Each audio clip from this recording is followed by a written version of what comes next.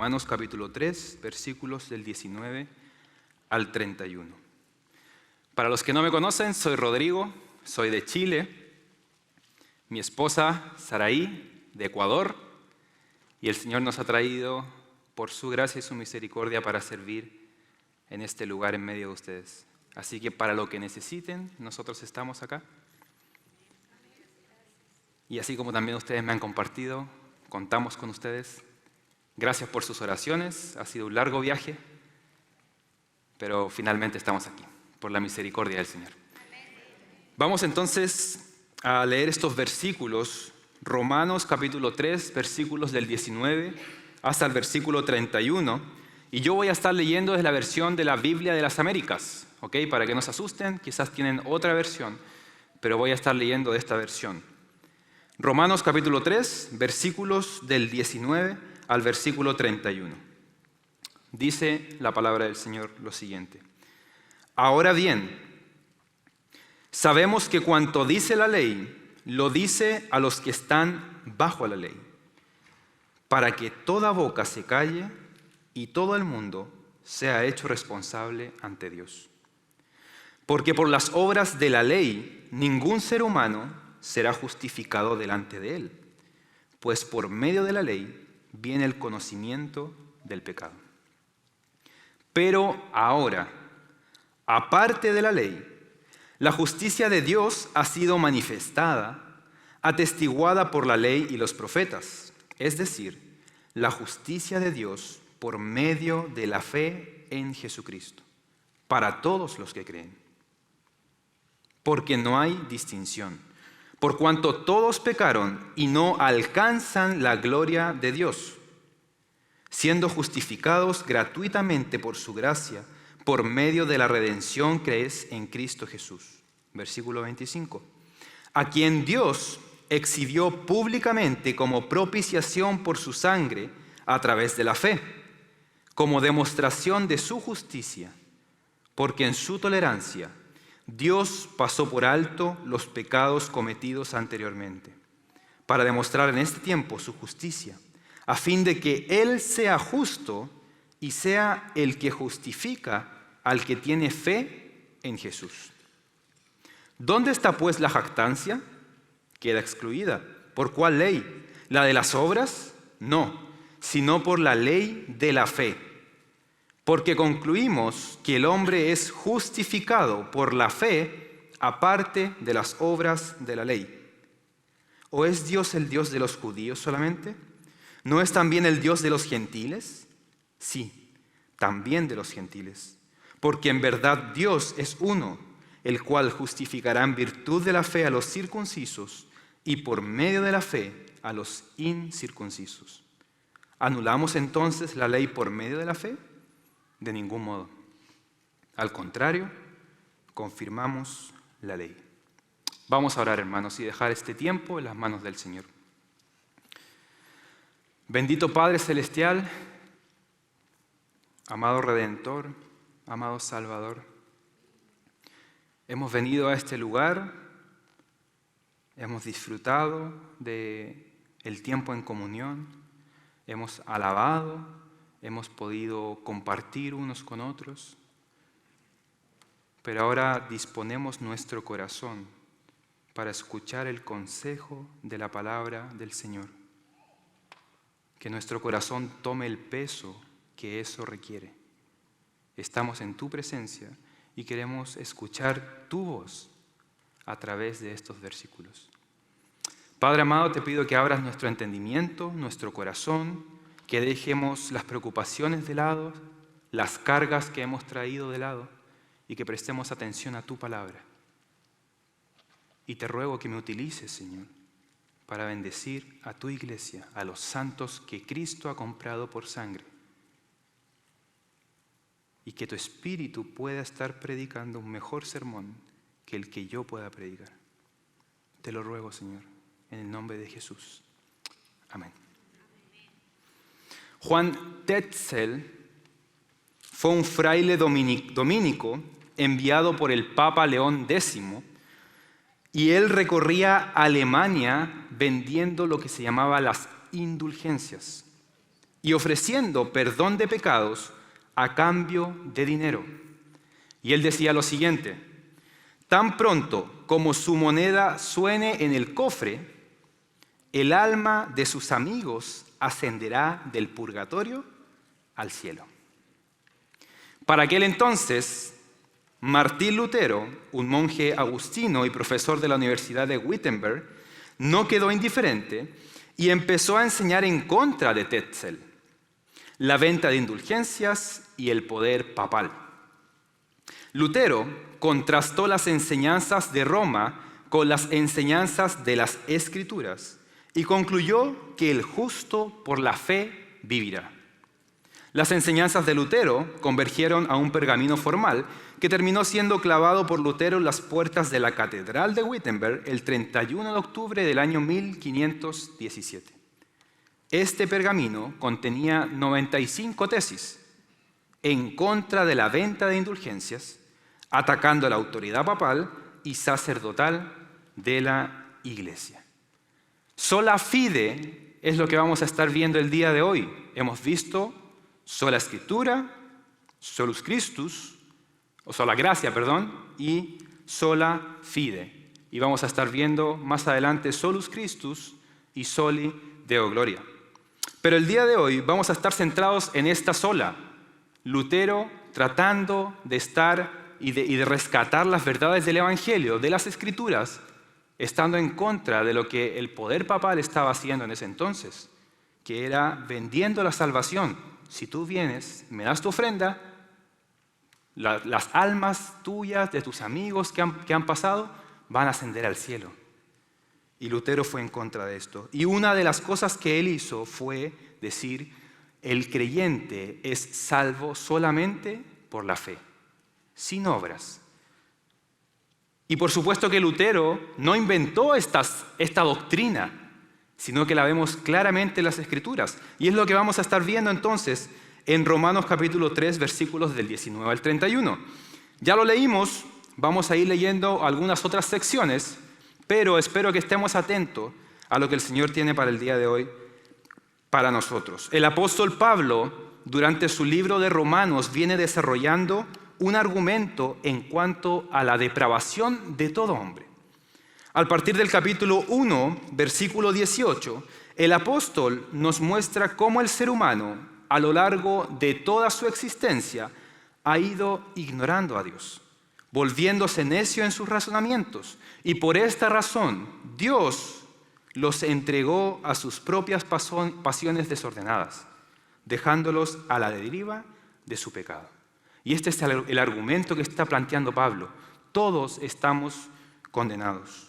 Pero, en medio de todo este argumento, un grupo de personas creían que solo por el hecho de ser de una raza, judíos, y haber recibido la ley directamente de Dios en el Antiguo Testamento, esto los hacía merecedor del perdón de sus pecados. Y en eso ellos depositaban su confianza. Entonces ellos decían: como judíos, nosotros tenemos la ley, y eso es lo que me hace justo delante del Señor. Somos el pueblo escogido de Dios. Pero a partir de este capítulo 3, Pablo comienza su argumento para demostrar que tanto judíos como gentiles están bajo la ira de Dios, ya que no hay justo ni siquiera uno. Así que es en medio de todo este discurso, en medio de todo esto que está escribiendo Pablo, Pablo presenta una de las doctrinas que impulsó lo que sería la reforma del siglo XVII, bajo el liderazgo de Martín Lutero y otros reformadores. Así que vamos a estar viendo estos versículos del 19 al 31, rogando al Señor para que nos dé entendimiento y claridad. El argumento sólido del apóstol Pablo para aquellos quienes confiaban en que por ser judíos eran salvos fue derribar y atacar directamente la piedra en donde ellos se sustentaban, que era la ley. Ellos decían: tenemos la ley del Señor, el Señor la dio a nuestro pueblo, entonces somos especiales para el Señor. La ley para el judío era algo de suma importancia. Esta ley había sido dado directamente de Dios para el pueblo judío, para el pueblo de Israel, con diferentes propósitos. Y tenemos un par de propósitos que podemos resaltar de la ley. ¿Qué es lo que hacía la ley? ¿Por qué Dios entregó la ley al pueblo judío en el Antiguo Testamento? En primer lugar, lo que hacía la ley era revelar el carácter sagrado de Dios. ¿Cómo era Dios? ¿Qué es lo que Él decía? ¿Qué es lo que Él pensaba? ¿Cómo Él se describe a Él mismo? ¿Cómo Él es un Dios santo? En segundo lugar, la ley también tenía el propósito de apartar a la nación de Israel de otras naciones. Te he escogido como mi pueblo. Te he escogido y te he adoptado como mío. Entonces tienes que diferenciarte del resto de las naciones. En tercer lugar, también la ley proporcionaba perdón a través de los sacrificios y las ofrendas. El pueblo se acercaba, una vez al año ofrecía sacrificios en el altar y eso podía cubrir los pecados del pueblo, pero lo tenían que hacer continuamente. En cuarto lugar, la ley también proporcionaba una forma de adoración a través de fiestas anuales. ¿Qué es lo que hacía el pueblo? Se reunía y celebraba conforme el Señor había establecido en su ley. Así que el pueblo de Israel tenía esta ley, tenía varios propósitos la ley, y dentro de muchas otras cosas podemos ver que la ley servía para esto. Pero, lamentablemente, y como es un patrón de los seres humanos, el pueblo judío utilizó esto tan especial, tan hermoso que el Señor le dio al pueblo, para llegar a jactarse de ellos. Ellos entonces llegaron a pensar que Dios los había escogido como pueblo por algo bueno que ellos tenían. El Señor nos entregó la ley a nosotros. Algo bueno debía haber visto en nosotros. Somos el pueblo escogido de Dios, somos Israel. Entonces empezaron a jactar y decir, nosotros tenemos la ley de Dios y ustedes no la tienen. Entonces Dios nos ama más a nosotros que a ustedes. No sé si alguna vez te ha pasado que has conocido a alguien que se jacta de tener algo, pero sin merecerlo. Por ejemplo, un estudiante que sacó una calificación perfecta y se jacta diciendo, mírame, tengo, en Chile es un 7, aquí es un 10, tengo la calificación perfecta, o un 100, pero esa persona copió en su examen.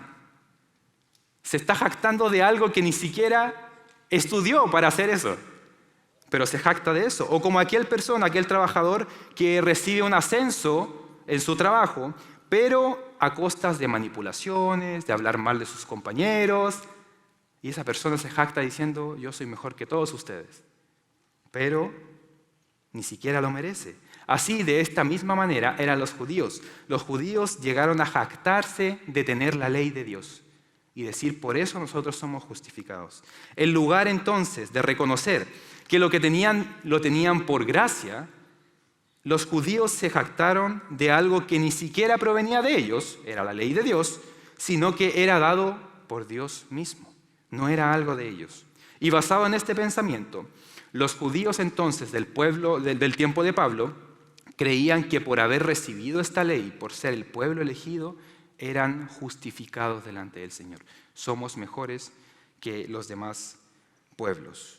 Lo que ellos no sabían es que esta misma ley que ellos tenían, de la cual ellos se jactaban, esa misma ley los estaba condenando a ellos.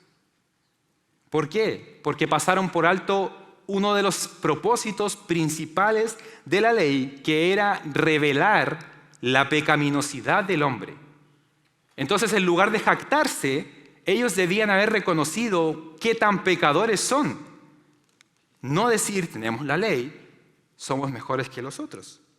Y esto es lo que Pablo entonces les aclara a su audiencia en estos primeros versos. Versículo 19, ahora bien, sabemos que cuanto dice la ley, lo dice a los que están bajo la ley, para que toda boca se calle y todo el mundo sea hecho responsable ante Dios. Todo hombre entonces es responsable ante Dios por su pecado. Por medio de la ley viene el conocimiento del pecado.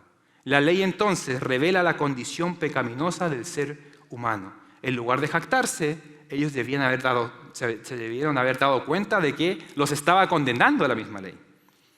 Trayéndolo entonces a palabras actuales, no importa si es que eres de una u otra nación, no importa si es que eres de una u otra cultura, podría haber dicho Pablo, no importa si eres hispano, si eres americano, africano, asiático, todos tenemos una necesidad de salvación. Todo ser humano tiene necesidad de salvación, porque la ley nos está condenando a todos. Y ante esto, nadie puede decir nada, toda boca se debe callar, porque la ley de Dios condena al ser humano, muestra lo pecaminoso que podemos llegar a ser, porque no podemos cumplir la ley. Ahora, tú podrías pararte ante Pablo y decir, pero Pablo, ¿por qué? ¿Por qué? Yo soy una buena persona, yo ayudo a los demás, yo soy del pueblo de los judíos, o yo soy gentil, pero yo soy un buen padre, una buena esposa, una esposa hacendosa, yo soy un buen hijo, yo ayudo a mis padres, soy responsable, los respeto. Vengo todos los domingos a la iglesia, estoy siempre los miércoles en la clase. ¿Por qué entonces no estoy justificado delante del Señor? Y esa es una de las preguntas que podemos hacer.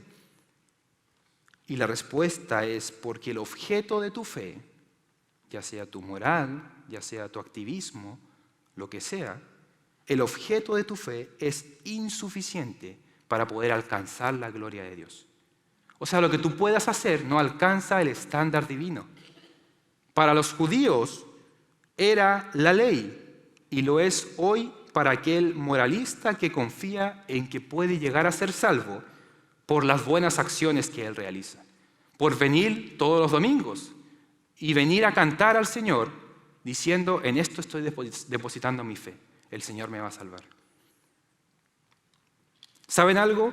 La justicia de Dios vino a ser un dolor de cabeza para Martín Lutero, para este reformador. Y él lo expresa de esta siguiente manera, en palabras de Martín Lutero. Dice, aunque vivía como un monje sin reproche, sentía que era un pecador ante Dios, con una conciencia extremadamente perturbada. Yo no podía creer que Él era aplacado por mis esfuerzos. Yo no amaba, sí, yo odiaba al Dios justo que castiga a los pecadores y secretamente, y quizás aún blasfemando, sin duda murmurando mucho, yo estaba enojado con Dios. Y dije, como si en verdad no basta que miserables pecadores, eternamente perdidos por el pecado original, son aplastados por toda clase de calamidades por la ley del decálogo, sin que Dios agregue dolor al dolor por el Evangelio y también por el Evangelio que nos amenaza con su justicia e ira. Y por tal razón tenía rabia. En palabras de Martín Lutero, por supuesto que antes de entender realmente la justicia de Dios, él decía, ¿por qué Dios es tan malo, es tan perverso? ¿Por qué nos ataca con su ira?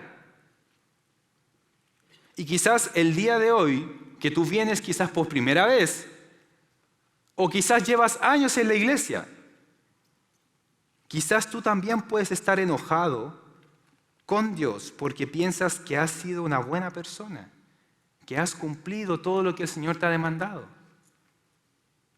Pero cuando intentamos por nuestros medios llegar a obtener la salvación de nuestras vidas, nos quedamos cortos y, como dice el versículo 23, no alcanzamos la gloria de Dios. No alcanzamos la gloria de Dios. Así que tú, que el día de hoy has venido a la iglesia de Heights con el deseo de aplacar tu conciencia y construir tu propia escalera para así poder llegar a Dios, déjame decirte que eso no es suficiente. Viniste con el deseo, quizás sincero en tu corazón, de venir a la iglesia como un domingo más, para aplacar la conciencia y decir, bueno, quizás no soy tan malo como otro que no viene a la iglesia. Déjame decirte que eso no alcanza para llegar a la gloria de Dios. No es suficiente. Y si no estás cubierto por una justicia que es mayor a la tuya, tu condenación entonces será eterna. Y como dice Juan en el capítulo 3 en su evangelio, aquel que no cree ya ha sido condenado. Este entonces es el inicio de lo que Pablo quiere enseñar. Todos estamos bajo condenación. Así comienza este párrafo, estos versículos. Pero estas son las malas noticias. Pero no se vayan porque hay buenas noticias. Gloria a Dios por eso. Versículo 21. Pero ahora. Profesor del seminario decía que estas son las palabras más bellas y más importantes de todas las Escrituras. Hacen un cambio, un giro. Pero ahora, aparte de la ley, la justicia de Dios ha sido manifestada. Lo que el hombre entonces en su pecaminosidad no pudo solucionar, Dios lo hizo posible. Dios aplacó su propia ira hacia el pecador por medio de su justicia, una justicia mayor que la del hombre. ¿Y cómo fue que lo hizo? Leemos en el versículo 22, es decir, la justicia de Dios por medio de la fe en Jesucristo. Así que no fueron tus obras, no fue tu obediencia, no fue una oración que hiciste, es la fe depositada en la persona correcta. El ser humano, entonces, es salvo solo por la fe en Cristo. Sola fide, como se conoce. Y quiero dar un énfasis bien claro en que es la fe en Cristo lo que salva. No es la fe en otra persona, no es la fe en una iglesia, no es la fe en el pastor, no es la fe en la fe, sino que es la fe en Cristo lo que salva. Un autor, A.W. Pink, dice lo siguiente: la fe no es la base ni la sustancia de nuestra justificación, sino simplemente es la mano que recibe el don divino que se nos ofrece en el Evangelio. Y Charles Spurgeon, utilizando esta misma analogía de la mano, dice: la fe es la mano que agarra. Cuando nuestra mano agarra algo, hace precisamente lo que hace la fe cuando se apropia de Cristo y las bendiciones de su redención. Así que podríamos decir que sola fide descansa en los brazos de solus Christus.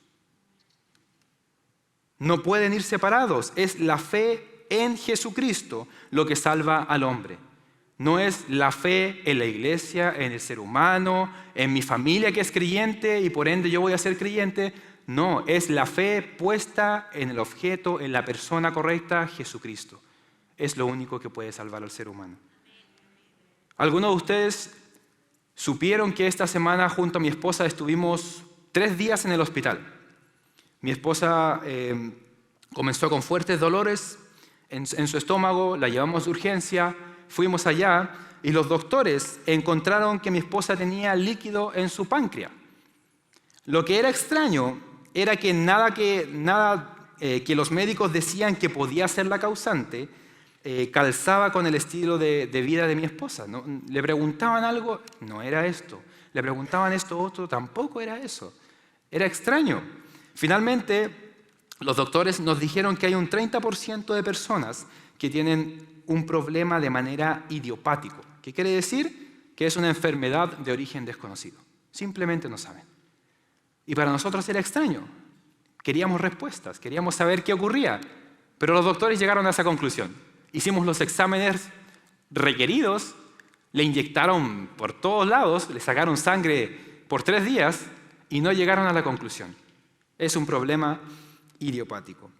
Al llegar entonces al hospital, y para calmar estos fuertes dolores que ella tenía, los doctores le pusieron lo que se conoce como una sonda en su brazo para poder inyectarle morfina y otros medicamentos. Y como les dije, le inyectaron acá, luego en la mano, en diferentes lugares. La sonda que le ponían no era la medicina, incluso traía mucho más dolor, porque era una aguja que le ponían y eso se conectaba hacia otro lugar. Pero esa sonda no era su medicina, sino que era la vía por donde se transportaba la medicina para que su cuerpo se sanara. De la misma manera, la fe no es la medicina, la fe, sino que es la vía hacia la medicina de nuestras almas, que es Jesucristo. La fe es lo que lleva, es la vía que conecta al ser humano con Jesucristo. Pero la fe no salva, la fe no salva, sino que es solamente por Cristo. En el Antiguo Testamento, el perdón se ofrecía a través, y no sobre la base de los animales, pero se ofrecía a través de los sacrificios de animales. Estos sacrificios no podían sustituir el pecado, por eso debían hacerse habitualmente, constantemente, una vez y otra vez y otra vez, porque el sacrificio de animales no podía quitar el pecado del ser humano. El significado real de los sacrificios del Antiguo Testamento residía en la forma en que señalaban a Cristo, a través de quien Dios trataría con el pecado humano de una manera apropiada y final. Cristo entonces es la solución. Esos animales, esos sacrificios apuntaban a un sacrificio más grande y mejor, que sería Cristo. Así que el ser humano es salvo sola fide, solo por la fe, en la obra consumada de Cristo en la cruz. Así que si el día de hoy estás acá y no has tenido esta fe salvífica que descansa en Jesucristo, no en otra cosa, déjame decirte que no solo estás enfermo, sino que estás muerto en tus delitos y pecados. Y en palabras de un autor, Jonathan Edwards, que fue un teólogo protestante del siglo XVI, eres un pecador en las manos de un Dios airado. La ira de Dios está sobre ti y vendrá un día en que esa ira será derramada por la eternidad sobre ti. Así que mi invitación en este día es: pecador, aquel que no has creído en Jesucristo, ven a Cristo y recibirás el perdón de tus pecados, porque Dios mismo, como dice el versículo, es el justo y quien justifica al que tiene fe en Jesús. Pecador, ven a Cristo y Dios te va a revestir con la justicia de Cristo, y entonces vas a ser acepto ante Él. Ven a Cristo, ven a Cristo. Nuevamente Martín Lutero, meditando en la justicia de Dios y por la gracia de Dios, entendiendo qué es lo que significaba, meditando sobre todo en Romanos y en el capítulo 1, versículo 17, él logró entender esta verdad y dijo lo siguiente: allí comencé a comprender que la justicia de Dios es aquello por lo cual el justo vive gracias al don de Dios, es decir, la fe. Y este es el significado. La justicia de Dios es revelada por el Evangelio, es decir, la justicia pasiva con la cual el Dios misericordioso nos justifica por fe. Como está escrito, el justo vivirá por la fe. Entonces, dice Lutero, sentí que había nacido de nuevo, por completo, y que había entrado al paraíso a través de puertas que estaban abiertas.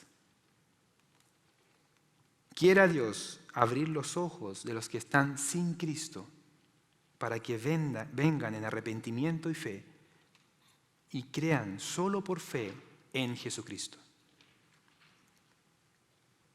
Pablo continúa su argumento y luego de presentar esta hermosa doctrina de que el ser humano es salvo solamente por la fe en Cristo, hace la siguiente pregunta en el versículo 27. ¿Dónde está pues la jactancia? Judío, que te jactabas de la ley, ¿en dónde queda tu jactancia? ¿Dónde queda entonces la jactancia de decir que merecemos la salvación? Versículo 27, queda excluida. ¿Por cuál ley? ¿La de las obras? No, sino por la ley de la fe. Porque concluimos que el hombre es justificado por la fe aparte de las obras de la ley. Dado entonces que tanto judíos como gentiles estaban bajo la ira de Dios por su pecado, y dado que la ley no protege al judío, sino que revela la condición de su corazón. Y dado que el Evangelio expone la injusticia de una persona mientras revela la justicia de Dios, nadie, ni siquiera un judío, tiene fundamentos para poder jactarse. De hecho, la jactancia, como dice en este pasaje, queda excluida, ya que es solo por fe y no por la obra humana lo que trae salvación para el ser humano. El día que lleguemos a la presencia del Señor y nosotros nos presentemos ante Él, nadie podrá decir que está allí por sus propios méritos. Nadie puede decir, Señor, yo me gané el cielo. Estoy aquí porque fui una buena persona. Cumplí toda tu ley. Nadie podrá jactarse. ¿Por qué? Porque somos salvos por la fe solamente, excluyendo cualquier obra humana. Y como no es una obra humana, entonces la salvación del hombre es sin distinción. Vamos a leer versículos 29 al 30 nuevamente. ¿O es Dios el Dios de los judíos solamente? ¿No es también el Dios de los gentiles? Sí, también de los gentiles. Porque en verdad Dios es uno, el cual justificará en virtud de la fe a los circuncisos y por medio de la fe a los incircuncisos. Así que por si quedaba dudas, Pablo dice, termina esta porción recalcando que así como todo hombre tiene una necesidad de salvación, entonces todo hombre puede obtener la salvación sin importar si es que recibieron la circuncisión como señal de ser el pueblo judío o no, como eran los gentiles. La salvación entonces, dice Pablo, le pertenece al Señor. Y Él la otorga libremente a quien Él quiera dar. Y mi pregunta es, ¿hay algún judío entre medio de nosotros? Gloria a Dios entonces que la salvación es sin distinción. Amén. Porque el único requisito es tener esa fe salvífica en la persona de Jesucristo. ¿Anulamos entonces la ley por medio de la fe? Dice Pablo. De ningún modo. Al contrario, confirmamos la ley. Pablo está anticipando lo que sería llamado como el antinomianismo, el antiley, que eran personas que se paraban y decían, bueno, como la ley ya no sirve, como la ley quedó en el pasado, hagamos lo que queramos. Pero este es un entendimiento totalmente errado, ya que la ley nunca tuvo el propósito de salvar a las personas, sino que mostrar la condición del corazón del ser humano y con la exigencia moral de ser parecidos o semejantes a Dios. De esta manera, entonces, Pablo nos presenta en estos versículos que todo hombre tiene una necesidad de salvación, que la única solución no vino de nosotros, sino que es solo a través de la fe en Cristo y que esta salvación es sin distinción. Tanto judíos como gentiles pueden venir al Señor y obtener la salvación. Gloria a Dios por eso. Gloria a Dios por la fe en Jesucristo que nos salva. Para terminar, quiero dejar algunas aplicaciones, porque ¿cómo aterrizamos todo esto? ¿Cómo podemos aplicarla a nuestra vida? Una aplicación directa, por supuesto, para el no creyente, y mi llamado nuevamente es, ven a Cristo por medio de la fe. Sin Él estás condenado, con Él estás revestido para ser justo ante Dios. Deja entonces de lado tus obras, tus esfuerzos, y ven a Cristo por medio de la fe. Es mi llamado para el no creyente. Pero para nosotros que somos creyentes, que hemos entendido la verdad del Evangelio, ¿qué podemos tener de estos pasajes? En primer lugar, alabemos al Señor por la fe salvífica que tenemos. Gloria a Dios por la fe que Él nos otorgó. Sin esa fe, nosotros no podríamos haber venido a Cristo y hoy estaríamos enemistados con Dios. Así que en primer lugar, gloria a Dios por la fe que Él nos otorgó, porque sin eso no podríamos haber venido a Cristo. En segundo lugar, y quizás puede ser un llamado ambiguo, Pero para el creyente, mi llamado es: no vivas por obras. ¿Pero cómo? Si yo entiendo que la salvación es por gracia y por fe, ¿cómo voy a vivir por obras? Aún como creyentes, nosotros tenemos la tendencia de querer agradar a Dios por medio de nuestras obras.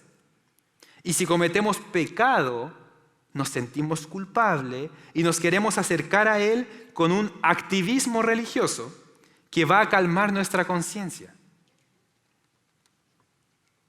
Esto no debe ser así.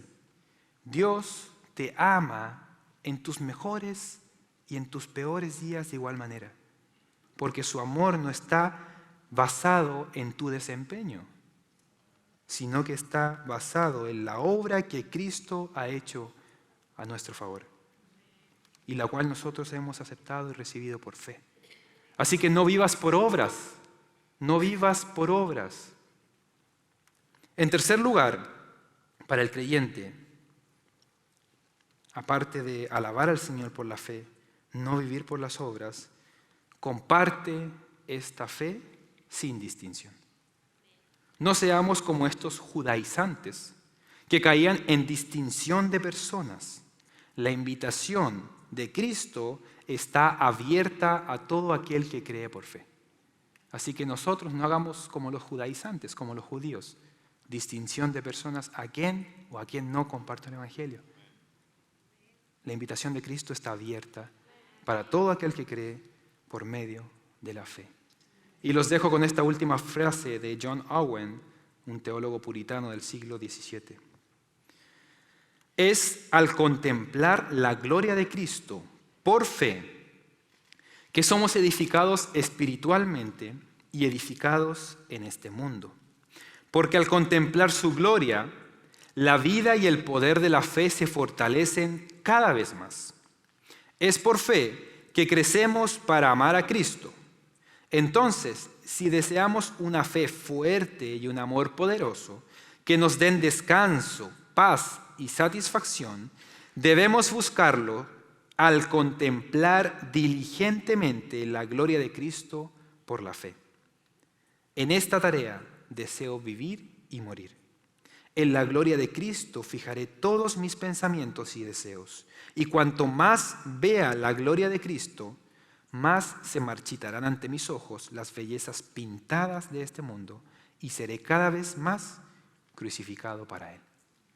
Que este sea nuestro deseo también. Los invito a orar, hermanos. Amado Señor, Padre y Redentor, te damos gracias por la justicia de Cristo, que es mayor que la nuestra. Gracias porque no por nuestros méritos nosotros podemos llegar a obtener la salvación, sino que es solamente por medio de la fe en la persona de Jesucristo. Te alabamos por tu obra de redención. Y oro, Señor, para aquellos que están sin Cristo, que vengan corriendo a Cristo, porque sin Él están condenados eternamente.